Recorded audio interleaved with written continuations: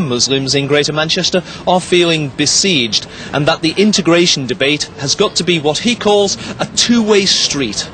Both communities, the host community and the incoming community, have a joint responsibility to build them bridges. What we can't have is the continuous demands on our community and ethnic minorities in this country to integrate, to improve their institutions, to tackle extremism and terrorism. When it comes to asking mainstream society to do their part of the bargain, the government has failed to live up to that, and that's why the government's whole attitude around these issues is subject to failure. What we have to do is understand that we live in a free country.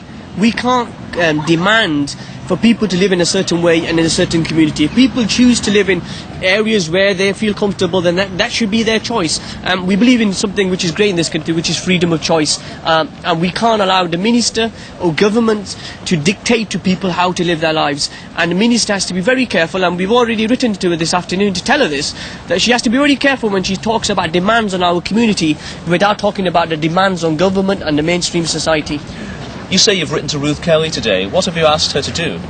We're asking the government to take into consideration some key themes. The first is that they need to stop having these London-based meetings and meeting with the so-called community leaders who've been self-appointed by themselves and who have no confidence of young people. If you want to tackle extremism and terrorism, you have to engage with youth groups and organisations like ourselves. That's the first thing. Okay. The second thing is the government has to recognise that it cannot, like I said before, it cannot dictate to people for the way they live their lives. And the third theme is that it has to talk about responsibilities on an equal footing rather than talking about the demands on the Muslim community or the ethnic minorities.